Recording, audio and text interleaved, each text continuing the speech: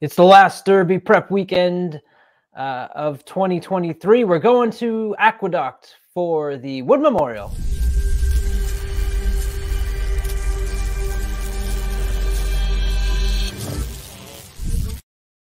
What's up, everybody? Welcome back to Trust the Profits YouTube page. My name is Colin and his name is Matthew DeSantis. What's up, Matt? Not much. How you doing, man? I'm excited to talk about the Aqueduct and the Wood Memorial. Got a full field up there and some interesting shooters and some maidens who might just end up in the Kentucky Derby.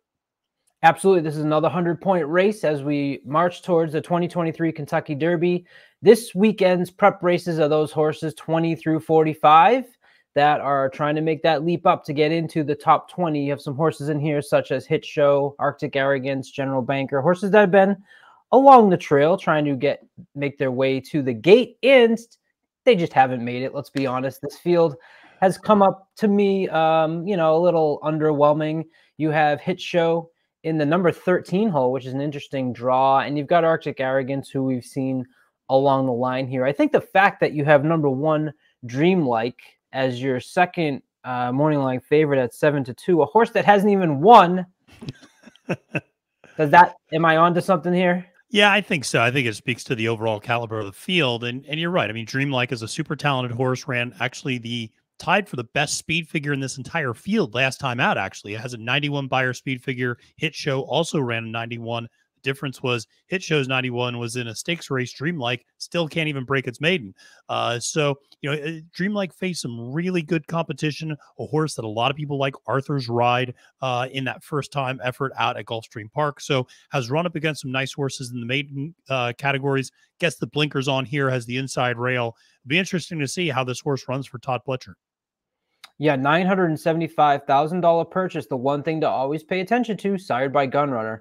No other sire I'd want on top, and the damn grandsire with Tappet. So not really need to be concerned. He actually has 2 races. He started off in a mile, then ran in a mile and a 16. So, generally maybe as a younger 3-year-old, you might be worrying about distance going a mile and an eighth for the first time. I don't think that that's a concern for Dreamlike. Maybe the inside post. This horse is owned by Rapoli Stables. Hit Show is where I wanted to start, though. Aside from Dreamlike, this is kind of the horse that I at least had is probably maybe the one that's, if you're looking for true Derby contenders, although we have a horse by the name of Forte on top. I thought of an interesting question today. Let's say Forte doesn't, let's say something happens to Forte, and for some reason he has to scratch from the Kentucky Derby. I think this race is completely thrown into chaos at that point. I've been talking about wanting chaos, and I guess that's the only way we're going to get it now, right? Well, I don't know. I think Forte's last effort showed he was vulnerable. I think there's a fair amount of chaos in this field. I know you believe in him, but I'll just say I think the races this weekend, the Wood may not be very strong, but I think a horse like Hit Show could take a step forward here, but it's obviously going to have to overcome a whole heck of a lot coming from that 13 post. Pletcher sends 3 here: Croupy, Classic Catch, and Dreamlike. Cox comes in with 2, so he has Hit Show and Slip Mahoney. We're going to do a barn tour and go through the trainers and the horses that they have in there. But let's me pose this question to you. Who would you rather have in this race, Pletcher or Cox? I would actually rather have, that's tough. I'm going to say Cox, but it's only because I really like Slip Mahoney, actually. I'm not the biggest fan of Hit Show, but I like Slip Mahoney a lot. So that's going to be the tiebreaker for me, but that's a tough one. What about yourself? I'm, again, the same as you. So we've done previews this weekend. We getting all 3 for you, and we'll see where you end up on top by the end of this. But Slip Mahoney is one that I am extremely interested in. Let's look at the pace scenario here, because we talked in our last race about the Bluegrass not having a lot of early speed, which would probably set up nice for verifying. You have at least a couple more horses on this race that sign up with the E and the EP run style. Do you see this race being a little bit faster up front? Yeah, I would imagine it's a little bit faster, but not crazy fast. Arctic Arrogance is the horse that probably is going to set the pace, but the blinkers are coming off for Linda Rice's horse. And that was a horse that really pushed very aggressive fractions in the Withers last time out on a track that was going just slow as molasses. So, I mean, Arctic Arrogance in a lot of ways did all the dirty work for Hit Show last time out, really set that pace up for Hit Show to be able to close as he did. But I think Arctic Arrogance should be out there on a pretty comfortable lead. I do think you're going to see a horse like Slip Mahoney. I think a horse like Dreamlike. I think a horse even like Hit Show, because he's going to be breaking from the far outside, are probably going to want to be relatively forwardly placed. But I don't expect this to be crazy fast fractions like we saw maybe early in the Derby prep season when everything just set up for dead closers. One thing you do when you get later in the Derby trail here is you start to compare horses that are running on different circuits, right? So the first question I want to, maybe not the first, but what I want to get into with you is you have to grade what you thought of the Gotham, because you have quite a few horses coming back from that race, including yours truly that you talked about, Slip Mahoney, General Banker, Clear the Air, who we do know is cross-entered, and you mentioned before the show maybe not be racing here. Mr. Swagger comes back as well. So what's your impressions of the Gotham as it relates to this? Or are you maybe going to lean towards some of the horses that are coming from, for example, Gulfstream, like a Classic Catch, or maybe even Fairgrounds with Croupi? Yeah, it's a good question. I mean, I think all Derby prep season, we've talked about how the New York circuit is probably the weakest, and a lot of that has to do with the weather, quite frankly, that, big time Derby prep horses are not going to ship up to 20-degree weather to run in the slop and ice and rain of New York. So I get it. That Gotham was interesting only insofar as we talked about it before, that there was a crazy riderless horse that was on the lead. There was a very aggressive pace. It was a one-turn mile. There was just a lot of kind of bizarre things that happened. One of the things I will say is Slip Mahoney's run against some nice horses who've gone on to do nice things after they've left New York. So he's run against, yes, he's been up in that New York circuit, but you've seen him run against decent horses that have gone on to do well elsewhere. I do think coming up from a circuit like the Fairgrounds for Croupi, for instance, may not be a bad idea. That horse has been running against some really strong competition. You go back and look at who that horse has lost to. Very impressive. That's still another maiden horse who has yet to win. So I'm not a huge believer in the Gotham, but I think there's maybe a select couple of horses you can look at and go, this horse has a resume overall that gives me a little bit of confidence. I think the Gotham and the Woods sometimes get that, it's not as strong of a race. So I know we weren't going to do this, but I had it ready just in case you went there. And look at the previous winners. Mo Donegal, Belmont Stakes winner. Bourbonic was a long shot who won the Wood Memorial. Outwork, Frosted, Wicked Strong. Horses that aren't necessarily going to make a huge impact, but, Mo Donegal jumped right to my head.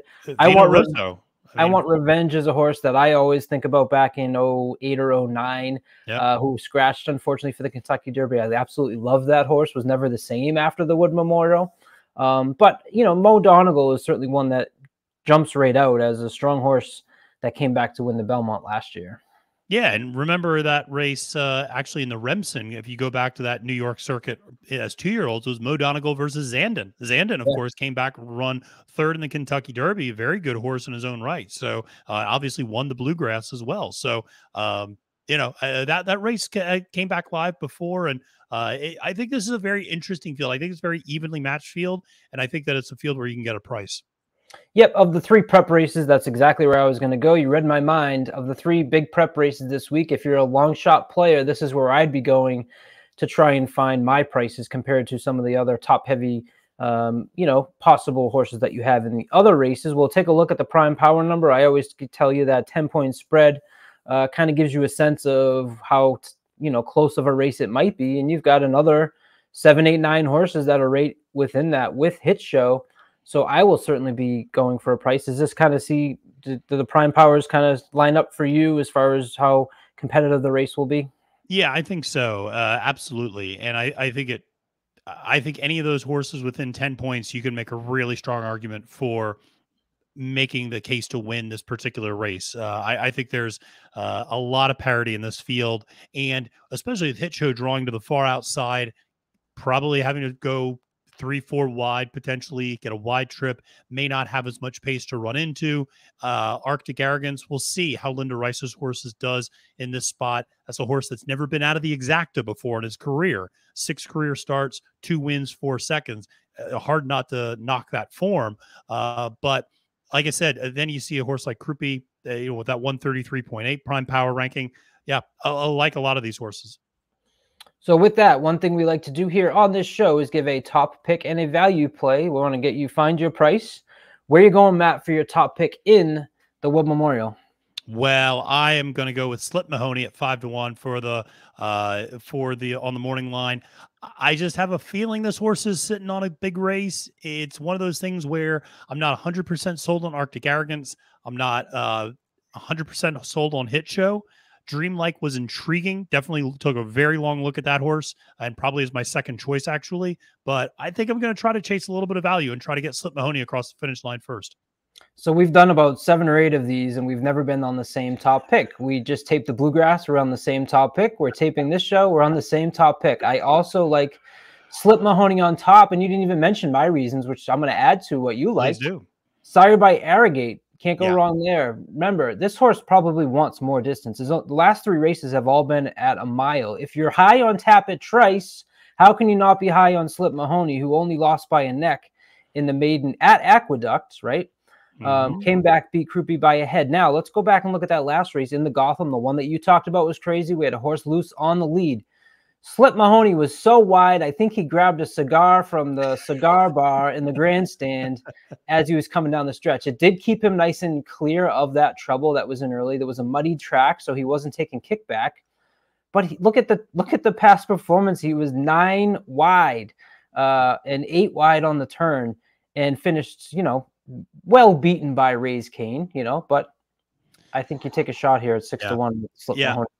I don't blame you. And the other thing to mention is if you watch that Gotham, you know how all the horses have little GPSs on their saddle pads and you can't even see Slip Mahoney. I mean, they're not even showing his number. That's how far back he was early. And he's normally a horse that tends to be a little bit more forwardly placed. And he was dead last in that race and just closing like a freight train. We talk about it all the time. I love to see horses that show versatility. You have multiple ways to win and get to the winner's circle. I love that. So if the pace gets a little too hot, he can sit back. And if the pace is there for him to take advantage of, he can be right there on it too.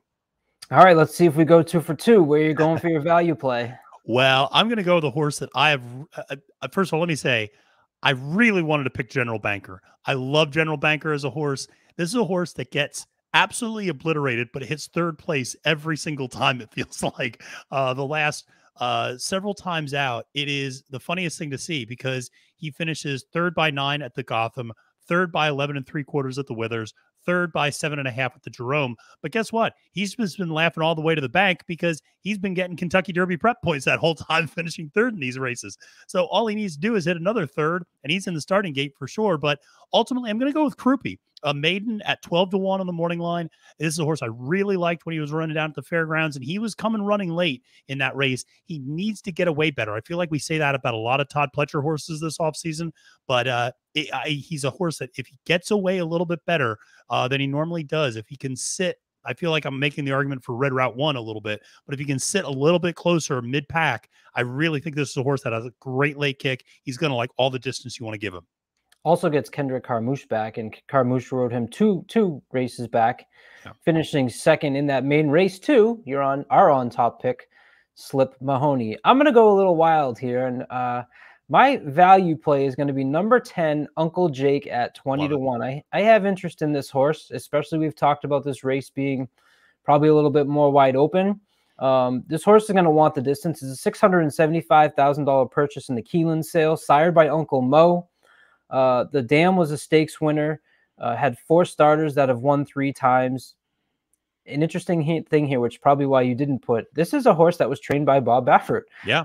You normally see them go into the Tim Yak-Teen on this trail. This horse was Triple Crown nominated, moves into the Brittany Russell barn, who isn't great at graded stakes, 8% right now out of 13 races, but won the last race at Laurel by 9.5 lengths, putting up a 90 speed figure. The first race was over at Santa Anita, and that race was won by a horse by the name of Go Rocket Ride, who I think you'll be interested in when we do continue on with our previews on the left coast. Yep. At 20-1 in a race I think is probably more wide open. I'm going to take a shot on this horse 3rd time out. Ran a nice 59 flat 5 furlong workout just a week ago. So Uncle Jake. Yep. For me, I don't have any Uncle Jakes. So there's no alarms. This isn't a name play. I'm just going to try and take a shot. I actually want to bring back up the Prime Power. Is it Uncle Jake? Yeah, he's not Yeah, 20 No, to he's 1. not that far out of it. No. It's not that bad. No, and I'll say Brittany Russell, for people who might not know, is a heck of a trainer in the Mid-Atlantic. In fact, she was the leading trainer in Maryland this past year, and it was her second year in a row, I believe, being the leading trainer. So she's a really, really good trainer. I live in Northern Virginia. I go up to Laurel Park to see her a lot, see her horses a bunch. She's really, really good. She might not have a great record in graded stakes races, but you take a look at her record in stakes races, excellent. She wins a lot of stakes races at Laurel, those listed stakes that are on that track a lot. So she can get them ready for sure. And she's got some really nice horses in her barn already on her own right. I love that exacta box with Slip Mahoney, Uncle Jake, and Croupy. Throw our three together. Maybe you'll catch one of ours underneath, and that'll pay nice. That'll pay nice because I think a lot of people are going on that inside and that outside. I'm Colin Sheehan. He's Matt DeSantis. This is Trust the Profits. We will have more content coming for you than you can even watch it. If you have a 5-hour commute, we've got more content for you to listen to in your car. Just throw it on the channel here. Please like and subscribe and stay tuned as we head out west for the Santa Anita Derby and the Bluegrass previews right here on Trust the Profits.